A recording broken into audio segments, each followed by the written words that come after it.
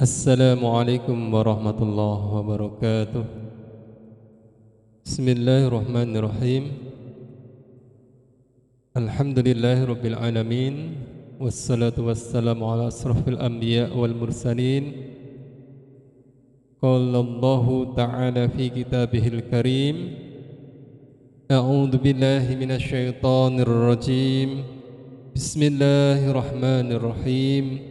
Ya ayyuhalladzina amanu dkhulu fis silmi kafah.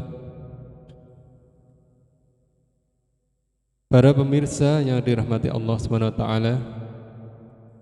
syukur alhamdulillah di kesempatan kali ini kita berjumpa lagi di tema yang sama, maksudnya acara yang sama, Reaction to Buletin Dakwah Kafah edisi yang berbeda tentunya, yakni edisi 213.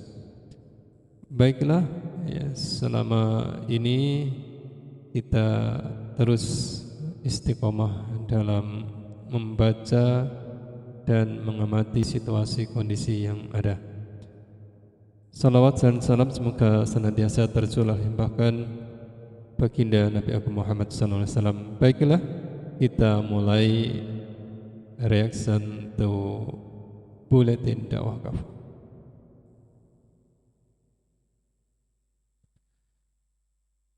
Buletin Dakwah Kafah edisi 213.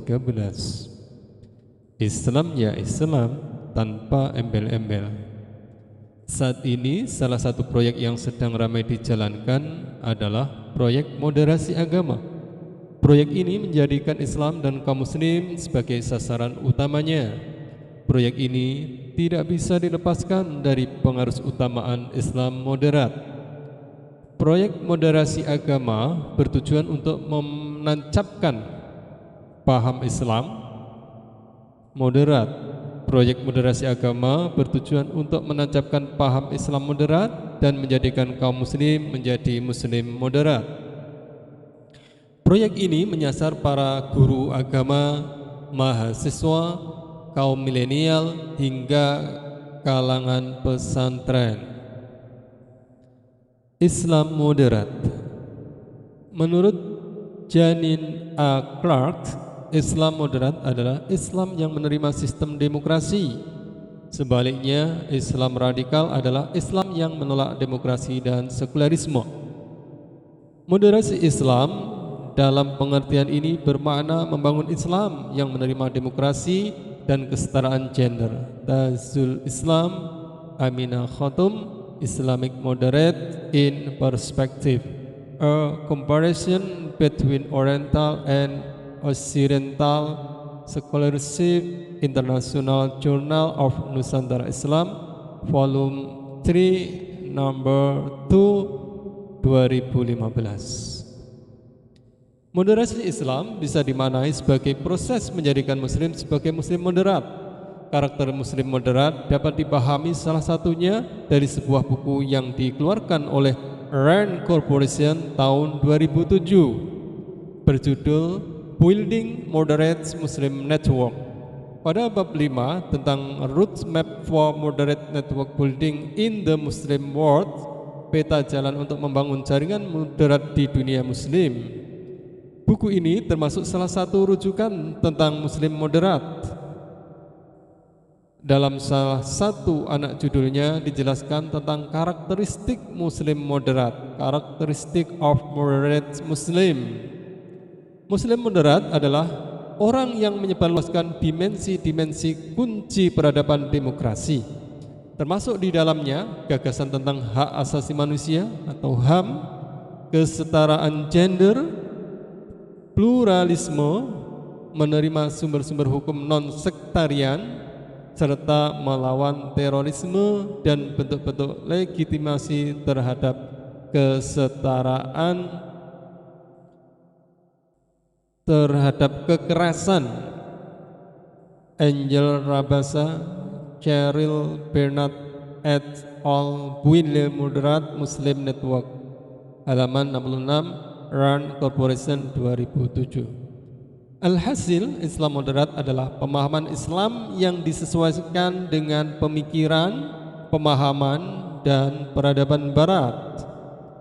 Dengan demikian, Muslim moderat adalah sosok Muslim yang menerima, mengadaptasi, menyebarkan, dan menjelaskan pemahaman Islam ala Barat.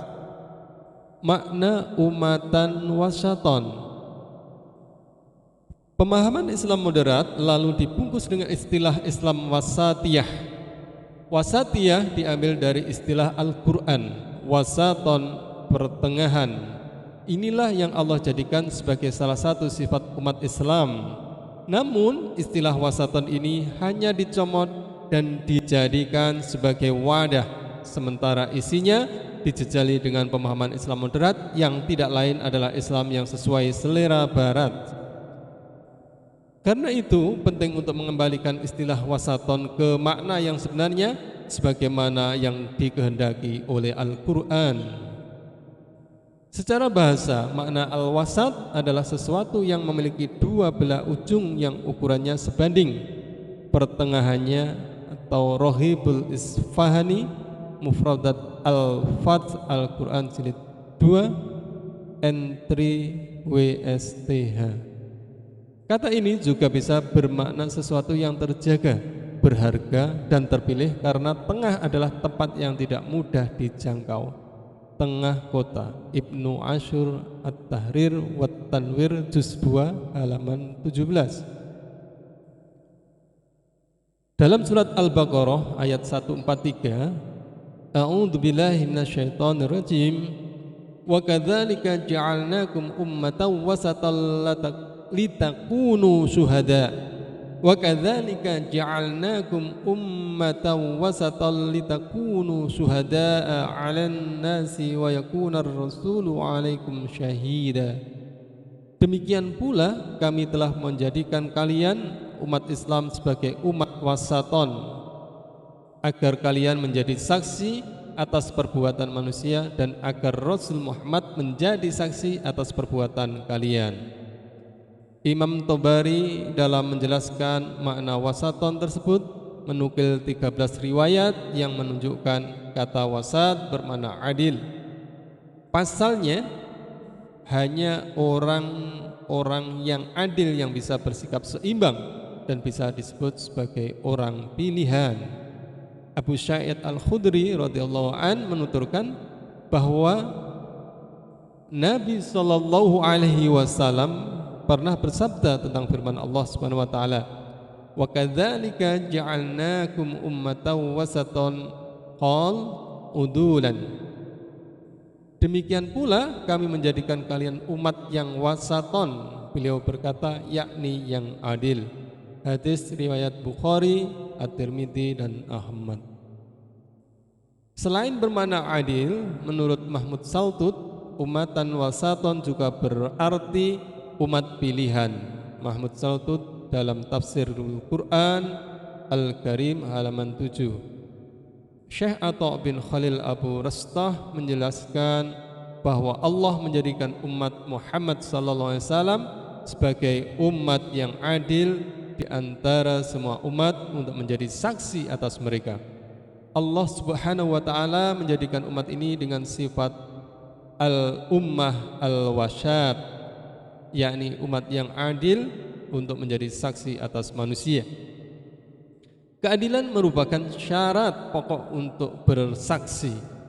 Al-wasat dalam perkataan orang-orang Arab bermakna al-khiyar atau pilihan. Orang terpilih dari umat manusia adalah mereka yang adil. Atha bin Khalil At-Taisir fi Usulit Tafsir surah Al-Baqarah halaman 177. Jadi makna umat Islam sebagai umatan wasaton yakni umat yang adil. Adil adalah menempatkan sesuatu pada tempatnya yang semestinya, yakni sesuai aturan Allah atau sesuai syariah Islam.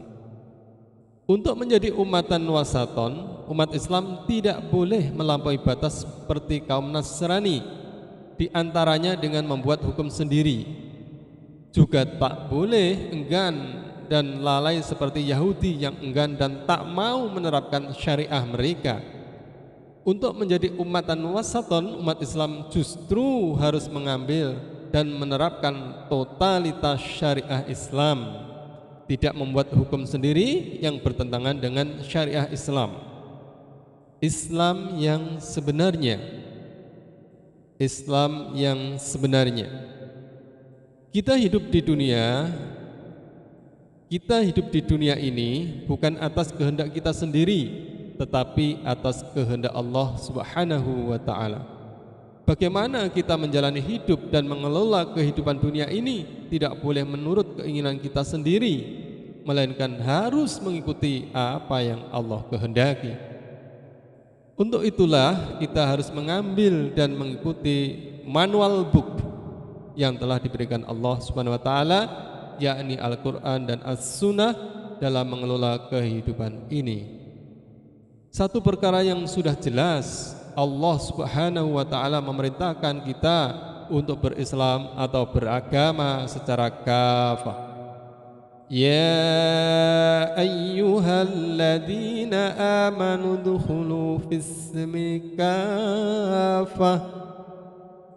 Ya ayyuhalladzina amanu dukhulu fis-silmi kafah ولا تتبعوا خطوات الشيطان إنه لكم عدو مبين. Hai orang-orang yang beriman, masuklah kalian ke dalam Islam secara keseluruhan dan janganlah kalian mengikuti langkah-langkah setan. Sungguh setan itu musuh yang nyata bagi kalian.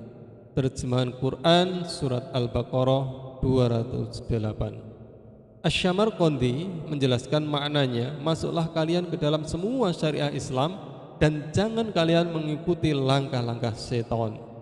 Baharul Ulum juz 1 halaman 173. Al-Hafidz Ibnu Katsir juga menjelaskan, Allah Subhanahu wa ta'ala memerintahkan hambanya yang beriman kepadanya dan membenarkan Rasulnya agar masuk ke semua simpul dan syariah Islam serta mengamalkan semua perintahnya dan meninggalkan semua larangannya semampu mereka. Jadi dalam berislam kita diperintahkan untuk mengambil Islam dan syariahnya secara keseluruhan. Kita tak boleh berislam model prasmanan yang menarik diambil, yang enak diikuti dan yang mudah dijalankan. Sebaliknya, yang tidak menarik tidak diambil dan yang tidak mengenakan tidak diikuti dan yang sulit tidak dijalankan. Sudah jelas Allah Subhanahu wa ta'ala memerintahkan kita untuk bertakwa dengan sebenar-benarnya takwa, sebagaimana sering yang disampaikan oleh khatib Jumat ketika mereka berkhutbah. Ya ayyuhalladzina amanu taqullaha haqqa tuqatih wa la tamutunna illa wa antum muslimun. Hai orang-orang yang beriman, bertakwalah kepada Allah dengan sebenar-benarnya dan janganlah sekali-kali kalian mati kecuali kalian tetap dalam keadaan muslim. Al-Imran ayat 102. Imam Baidawi menjelaskan, hai orang-orang yang beriman, bertakwalah pada Allah dengan sebenar-benarnya dan menjalankan apa saja yang diwajibkan, yaitu mengerahkan segenap upaya dalam melakukan kewajiban, menjauhi keharaman. Al-Baidawi Anwarut Tanzil wa Asrarut Ta'wil juz 1 halaman 373. Dalam menjalankan perintah takwa ini, Allah Subhanahu wa ta'ala berfirman, fattaqullaha mastata'tum. Karena itu bertakwalah kalian kepada Allah menurut kesanggupan kalian. At-Taghabun 16. At-Taghabun ayat ke-16. Rasul juga pernah bersabda, fa idza nahaitukum 'anis syai'i fajtanibuh wa idza amartukum bi syai'in fa'tu minhu mastata'tum. Karena itu jika aku melarang kalian dari sesuatu, maka tinggalkanlah, dan jika aku memerintahkan sesuatu, maka lakukan sesuai kemampuan kalian. Hadis riwayat Bukhari, Muslim, Ahmad, Al-Humaidi, Ibnu Hibban dan Abu Ya'la. Allah Subhanahu wa ta'ala pun memerintahkan kita untuk menjadi penolong agama Allah. Ya ayyuhalladzina amanu kunu ansarallah. Hei orang-orang yang beriman, jadilah kalian penolong agama Allah. As-Saff ayat 14. Menurut Imam Al-Baghawi dalam Ma'alim At-Tanzil, maknanya adalah jadilah kalian penolong agama Allah. Adapun menurut Imam Al-Maturidi dalam Ta'wilatul Ahli As-Sunnah, menolong Allah bermakna menolong agamanya dan Rasulnya. Jika seorang muslim mengambil Islam dan syariahnya secara kafah, bertakwa dengan sebenar-benarnya dengan menjalankan semua yang diperintahkan semaksimal kemampuan dan meninggalkan apa yang dilarang serta menolong dan membela agamanya, lantas dia disebut apa? Yang jelas dia adalah seorang muslim sebagaimana yang Allah perintahkan dan dia ridhoi. Jika muslim semacam ini dianggap bukan sosok muslim moderat atau ia dituding sebagai muslim radikal atau sebutan stigma lainnya, semua itu tak ada arti dan nilainya selama Allah ridho. Hikmah yang bisa kita petik dari Buletin Kafah edisi 213 kali ini, Rasul sallallahu alaihi wasallam bersabda, "Manil tamasa ridho Allah bisakhatin nas kafahullahu mu'nadan nas wa manil tamasa ridho an-nas bisakhatillahi wakalahullahu ilan nas." Siapa saja yang mencari ridho Allah meski harus menanggung kemarahan manusia, Allah pasti akan menyelamatkan dirinya dari kezaliman manusia. Siapa saja yang mencari ridho manusia dengan sesuatu yang bisa mendatangkan kemurkaan Allah, Allah akan menyerahkan urusannya kepada manusia. Hadis riwayat Tirmidzi dan Ibnu Mubarak. Cukup sekian. Terima kasih atas perhatian. Wa'afu minkum ilal liqa.